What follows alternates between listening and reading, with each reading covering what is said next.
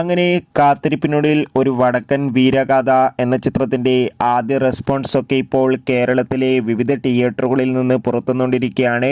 ആ ഒരു അപ്ഡേഷനാണ് ഇന്നൊരു വീഡിയോ ഭാഗത്ത് ഉൾപ്പെടുത്തിയിരിക്കുന്നത്. വീഡിയോയിലേക്ക് മുൻപ് വീഡിയോ ലൈക്ക് ചെയ്യുക, ചാനൽ സബ്സ്ക്രൈബ് ചെയ്യുക. ജനുവരി മാസം ഇനി അങ്ങോട്ട് ധാരാളം ചിത്രങ്ങൾ OTT റിലീസ് ചെയ്യും. നമ്മുടെ ചാനൽ ഭാഗം പരിശോധിച്ചാൽ നിങ്ങൾക്ക് ആ വീഡിയോയ്ക്ക് കാണാൻ വേണ്ടി സാധിക്കുന്നതായിരിക്കും.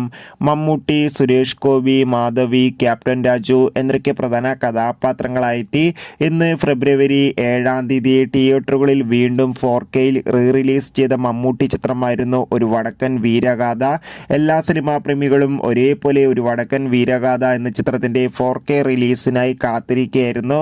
ഫൈനലി ചിത്രത്തിൻ്റെ ആദ്യ ഷോ ഇപ്പോൾ ഇതാ കേരളത്തിലെ വിവിധ തിയേറ്ററുകളിൽ അവസാനിക്കുമ്പോൾ ചിത്രത്തിന് ഹെവി പോസിറ്റീവ് റെസ്പോൺസ് തന്നെയാണ് പുറത്തുകൊണ്ടിരിക്കുന്നത്.